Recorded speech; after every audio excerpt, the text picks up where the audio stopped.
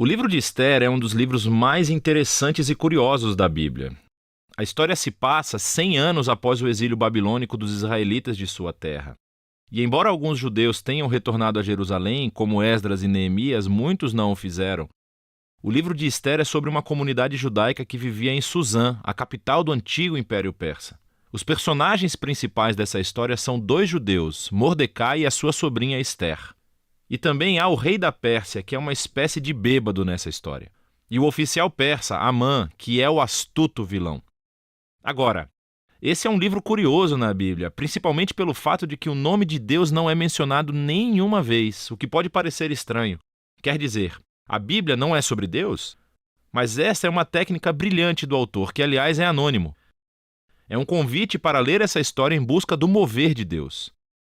E há sinais disso em todo lugar. A história é cheia de coincidências muito estranhas e inversões irônicas, e tudo isso força você a ver o propósito de Deus por trás de tudo. Vamos nos aprofundar na história. O livro começa com o rei da Pérsia fazendo 2 banquetes elaborados que duram um total de 187 dias. E é tudo pelo propósito grandioso de exibir a sua grandeza e esplendor. No último dia do banquete, ele está muito bêbado e exige que a sua esposa, a rainha Vasti, apareça na festa para mostrar a sua beleza. Ela recusa, e assim, em uma fúria embriagada, o rei destitui Vasti e faz um decreto muito bobo de que todos os homens persas devem ser agora os donos das suas próprias casas. Então ele realiza um concurso de beleza com o objetivo de encontrar uma nova rainha. Isso é como uma novela muito ruim. Mas é aqui que conhecemos Ester e Mordecai. Ester esconde a sua identidade judaica, entra no concurso de beleza e vence. E o rei fica tão obcecado com Ester que ele a exalta para se tornar a nova rainha da Pérsia. Depois disso, e de forma acidental, acontece de Mordecai ouvir 2 guardas reais conspirando para assassinar o rei. E assim ele informa Ester, que por sua vez informa ao rei, e Mordecai recebe crédito por salvar a vida do rei. Desde o começo, Deus não é mencionado em nenhum lugar. Mas tudo isso parece providencialmente ordenado. O que é que Deus está fazendo? Você precisa continuar lendo. A seguir, somos apresentados a Amã, que na verdade não é persa. Ele é chamado de Agagita. Ele é um descendente dos antigos cananeus. Lembre-se de 1 Samuel capítulo 15. O rei eleva Amã à posição mais alta do reino e ele exige que todos se ajoelhem diante de Amã. Bem, quando Mordecai vê Amã, ele se recusa a se ajoelhar, o que naturalmente enche Amã de raiva.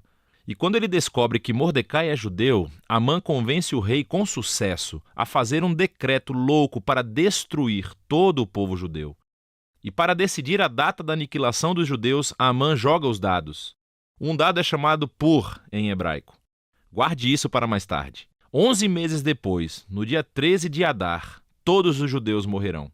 Amã e o rei então fazem um banquete para celebrar a sua decisão, que foi realmente terrível. O foco agora volta para Mordecai e Ester, que são a única esperança para o povo judeu. Eles criam um plano onde Ester revelará sua identidade judaica ao rei e pedirá que ele reverta o decreto. Mas aproximar-se do rei sem um pedido real é, segundo a lei persa, um ato que merece a morte. Assim, em uma declaração importante, Mordecai está confiante de que, mesmo que Ester permaneça em silêncio, a libertação para os judeus virá de outro lugar. E então, Mordecai se pergunta em voz alta, e ele diz, quem sabe? Talvez você tenha se tornado rainha para um momento como este.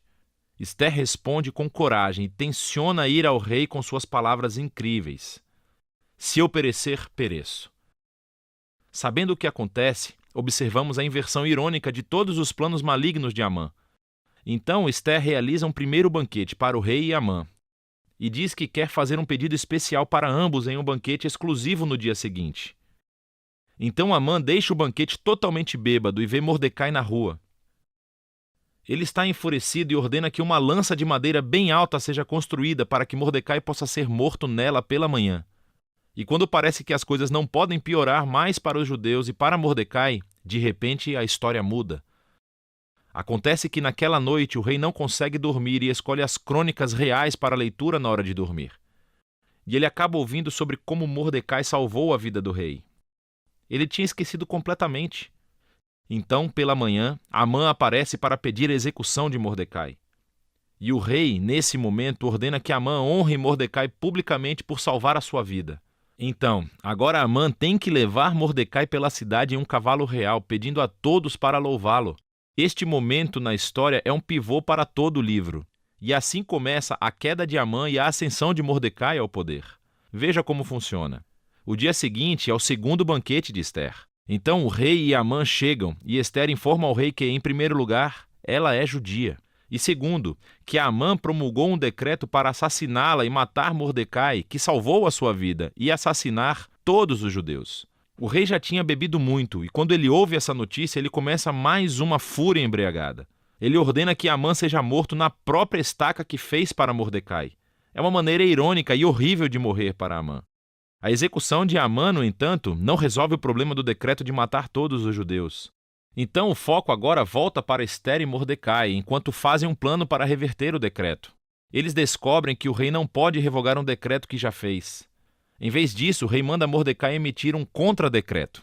No dia marcado em que todos os judeus deveriam ser mortos, dia 13 de Adar, os judeus são ordenados a se defender e a destruir qualquer um que conspirasse para matá-los.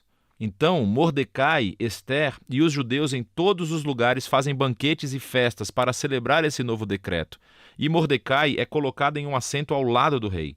Por fim, chega o dia do decreto, e os judeus triunfam sobre os seus inimigos. Primeiro, eles destroem a família de Amã e depois qualquer outro oficial persa que tenha se juntado à conspiração de Amã. E, no dia seguinte, eles têm permissão para destruir qualquer um que conspirasse contra eles em todo o reino. Isso resulta em alegria e celebração quando os judeus são resgatados da aniquilação. A história conta como Ester e Mordecai estabeleceram por decreto essa festa anual de 2 dias em Purim, para comemorar sua libertação da destruição. E o nome da festa vem dos dados de Amã. Lembre-se, Purim. O livro conclui com um breve epílogo sobre como Mordecai é elevado à posição de segundo em comando no reino. E somos informados de sua grandeza real e esplendor à medida que os judeus prosperam no exílio. Agora afaste-se.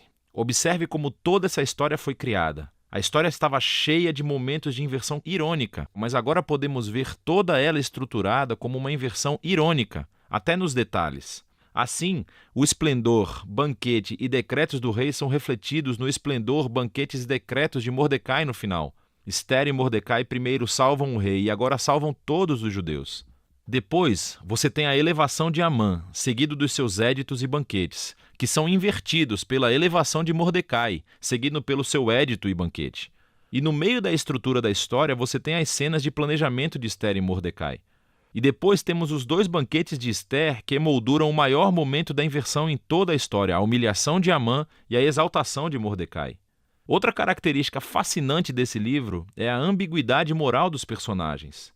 Há muita bebida, raiva, sexo e assassinato dos quais Mordecai e Ester fazem parte.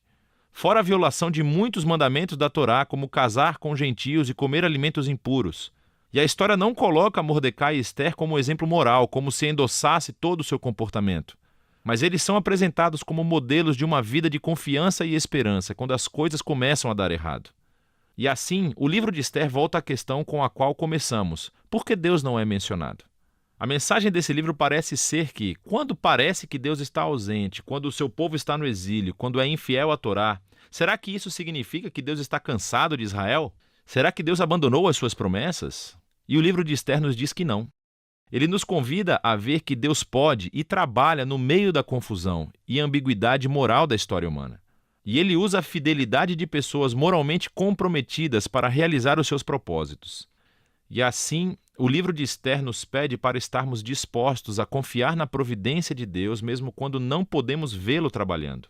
E esperar que, não importa quão ruim as coisas fiquem, Deus está comprometido em redimir o seu mundo. E é disso que se trata o livro de Ester. Inscreva-se no canal e compartilhe com quem Deus tocar em seu coração.